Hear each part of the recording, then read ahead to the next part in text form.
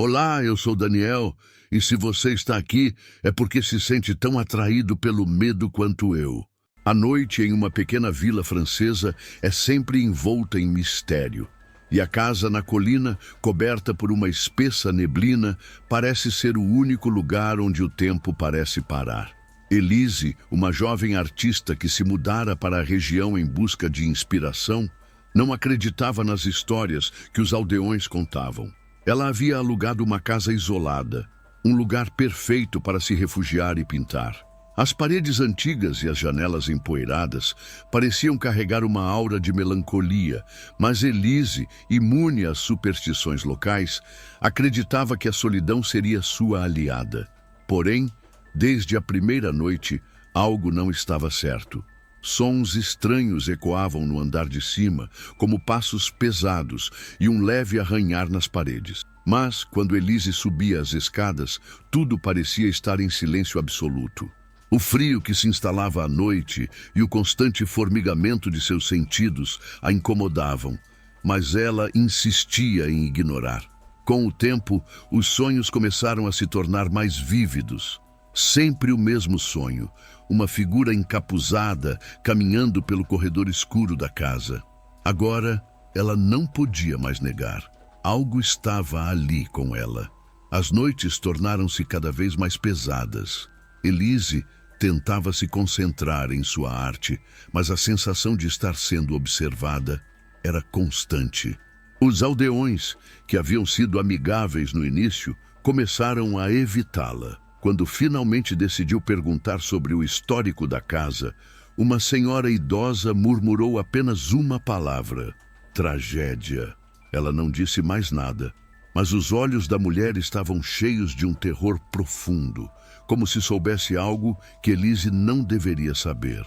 Naquela noite, Elise decidiu investigar a história da casa. Em um antigo livro da biblioteca local, encontrou o relato de uma família que havia morado lá décadas atrás. O pai, um médico respeitado, e a mãe, uma dona de casa. O filho, entretanto, havia sido marcado por uma condição estranha e misteriosa que ninguém conseguia diagnosticar. O menino morreu em circunstâncias misteriosas, com um semblante de horror congelado em seu rosto. A família desapareceu logo após o funeral e a casa foi abandonada. Ao retornar para casa, Elise sentiu um arrepio ao ver uma figura parada na janela do andar superior. Quando correu para o topo da escada, ela a viu, a figura encapuzada de seu pesadelo, mas desta vez estava mais clara, mais real. A tensão era insuportável. Ela não sabia se estava acordada ou sonhando, mas, por um breve momento, os olhos da figura se voltaram para ela e Elise viu neles um abismo de sofrimento e raiva. O ar parecia condensado e um grito abafado ecoava da parede atrás dela.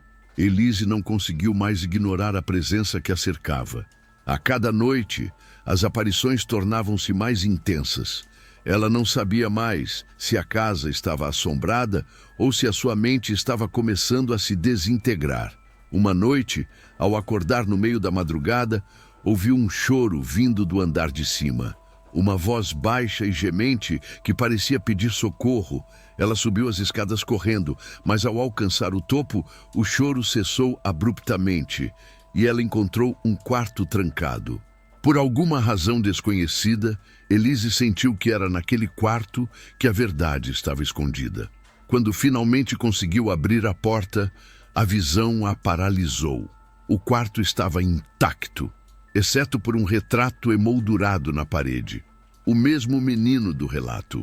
Mas algo estava errado com a pintura. Os olhos da criança estavam vermelhos e ela podia jurar que o menino estava olhando diretamente para ela.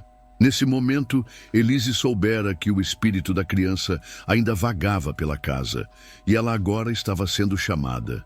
A energia na casa estava sufocante e a sensação de pavor a envolveu completamente. Nos dias seguintes, Elise tentou buscar respostas. Ela não conseguia mais pintar. O medo dominava sua mente e as imagens do menino atormentavam seus pensamentos.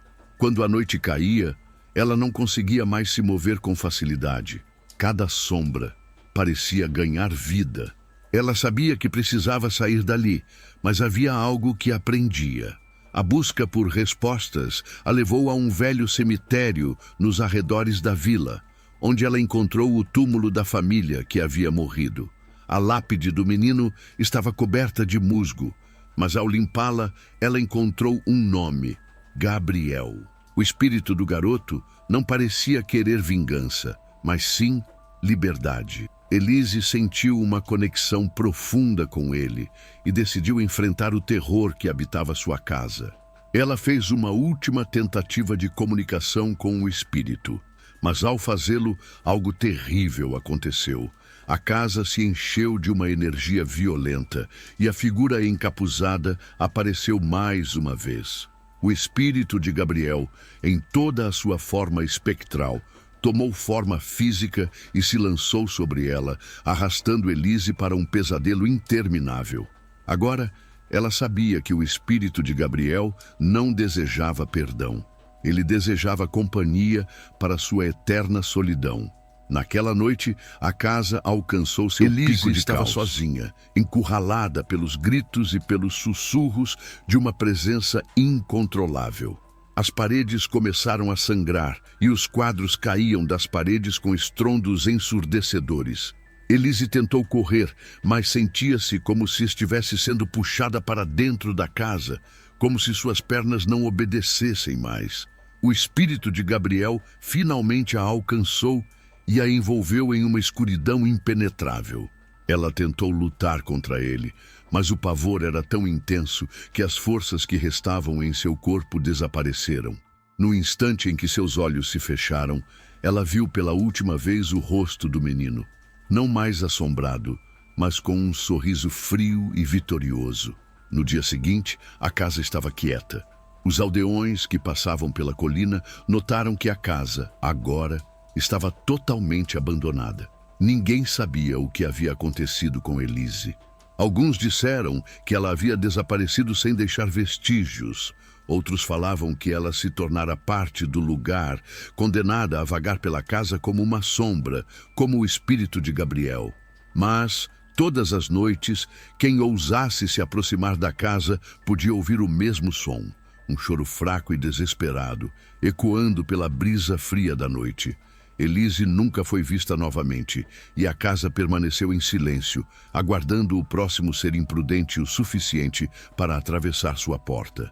O espírito de Gabriel agora tinha o que queria, uma alma para compartilhar sua prisão eterna.